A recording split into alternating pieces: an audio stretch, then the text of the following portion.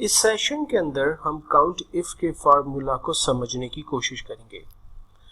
Count if का formula result तो उसी तरह से जैसे काउंट और काउंट इफ हमें दे रहा था, यानी न्यूमेरिकल फॉर्म के अंदर रिटर्न करेगा आंसर। लेकिन यहाँ अच्छी बात यह है कि हम अपनी डेटाबेस में स्पेसिफिक वैल्यू को काउंट करवा सकते हैं। मिसाल के तौर पर अगर मुझे ये मालूम करना हो कि यहाँ पर कितनी दफ़ा मैंने टायर इस्तेमाल किया है, यहाँ मैंने कितनी दफ़ा माउस का वर्ड लिखा है, यहाँ पर कितनी ऐसी सेल्स है जो कि 100 रुपीज़ से ज़्यादा है, तो एक्चुअल के अंदर अगर मुझे किसी स्पेसिफिक चीज़ों को काउंट करवाना हो तो वो काम हम काउंट इफ के ज़रिए आसानी से परफॉर्म कर सकते हैं। तो इसकी एक सिंपल सी एग्जांपल को हम शेयर करते हैं। Equals to count if and then bracket open. सबसे पहले कहता है हमें रेंज बताइए, तो हमने क्या किया, तमाम आइटम्स की रेंज को डिफाइन कर दिया। बिकॉज कि हमें क्या करना है, हमसे कहता है how many mouse have been brought, कितनी दफ़ा यहाँ पर माउस जो है वो इस्तेमाल हुआ है, और माउस यहीं पर इस्तेमाल हुआ है, इसलिए मैंने पूरे डेटाबेस की रेंज नहीं बनाई बल्कि सिर्फ आइटम्स की रेंज बनाई। देन उसके बाद कहता है कॉमा लगाइए, हमने कॉमा लगा दिया। कहता है क्राइटेरिया बताइए, भाई चाहते क्या हैं आप, तो हम चाहते हैं कि हम माउस को सर्च करें।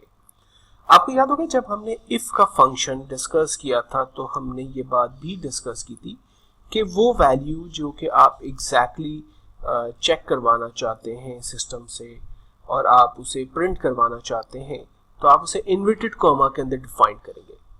तो माउस चूंकि एक टेक्स्ट वैल्यू है और हम उसे चेक करवाना चाहते हैं कि माउस इस डेटाबेस में कितनी दफ़ा इस्तेमाल हो रहा है, तो हम उसे इन्वर्टेड कॉमा के अंदर डिफाइन करेंगे। तो हमने कहा भाई आप चेक करें कि माउस जो है वो कितनी दफ़ा लिखा हुआ है। अब ये केस सेंसिटिव नहीं है, लेकिन स्पेस नहीं होना चाहिए, ये ख्याल रखें। माउस के बाद इन्वर्टेड कॉमा क्लोज करने से पहले आपने अगर स्पेस लगा दिया तो वो रिजल्ट गलत जनरेट करेगा। लेकिन अगर माउस की स्पेलिंग को आपने कैप्स के अंदर लिख दिया है या स्मॉल में लिख दिया है तो इट डजंट मैटर, ये प्रॉब्लम क्रिएट नहीं करेगा। फाइनली हमने क्राइटेरिया डिफाइन किया and then we have to press the enter key and then we see the answer. इससे बताया कि इस डेटाबेस में जिसको आपने रेंज में दिया था 2 टाइम्स माउस टाइप हुआ है। सिमिलरली अगर मुझे ये मालूम करना हो कि मैंने तमाम अपनी डेटाबेस के अंदर जो आइटम की लिस्ट मेरे पास मौजूद है उसमें टायर कितनी दफ़ा मैंने टाइप किए हैं, तो हम फार्मूला इस्तेमाल करते हैं equals to count if bracket open. Range बनाने को कहता है, मैंने डेटाबेस की रेंज बना दी, देन कॉमा, क्राइटेरिया क्या है आपकी बार हमारा tyres, and then bracket close, enter. हमारे पास रिजल्ट आया कि 3 टाइम्स हमने यहाँ पर टायर की वैल्यू इस्तेमाल की है। अब हम थोड़ा सा डिफरेंट करते हैं। हमसे कहता है कि हाउ मेनी आइटम कॉस्ट 100 और अबव। हमें मालूम करना है कि वो कितनी ऐसी वैल्यूज हैं कि जो 100 से ज़्यादा या 100 है। तो हमने फार्मूला लगाया equals to count if bracket open and then range. Range हमने बता दी, कॉमा। अब हमें क्या करना है क्राइटेरिया में, वो वैल्यूज जो कि ग्रेटर देन है एक्चुअल के अंदर 100 से। तो हमने इन्वर्टेड कॉमा लिखा, greater than equals to 100, inverted comma close, bracket close and then enter.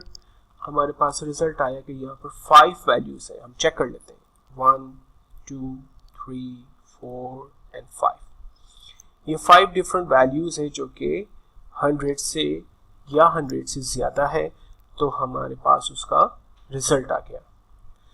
अब ये तो जैसे हमने अपनी पिछली एग्जांपल में देखा कि अगर हमें माउस को चेक करना था तो हमने फार्मूला में माउस लिख दिया, और अगर हमें टायर को चेक करना था तो हमने टायर को लिख दिया। लेकिन अगर एक ह्यूज डेटाबेस है और एवरी टाइम आपकी आइटम्स जो है वो चेंज होती रहेगी, देन व्हाट।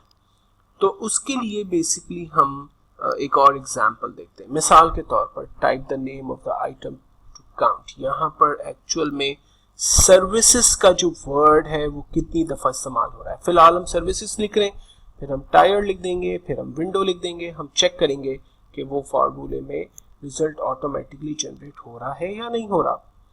तो फार्मूला है equals to count if bracket open database की रेंज कहता है बताइए, हमने डेटाबेस की रेंज बता दी, कॉमा क्राइटेरिया बताइए क्या चाहते हैं भैया आप, हमने कहा सर आप हमें सर्विसेज ढूंढ के बताइए कि इस रेंज को हमने डिफाइन किया, सेल एड्रेस की रेंज दे दी, हमने कहा कि इस सेल में जो कुछ भी लिखा हुआ है उसे डेटाबेस में ढूंढ के बताओ, एंड देन हमने इंटर किया, हमारे पास रिजल्ट आया कि इस सेल में हमने 2 टाइम, इस डेटाबेस में 2 टाइम सर्विसेज मौजूद है, हमारे पास रिजल्ट आ गया 2।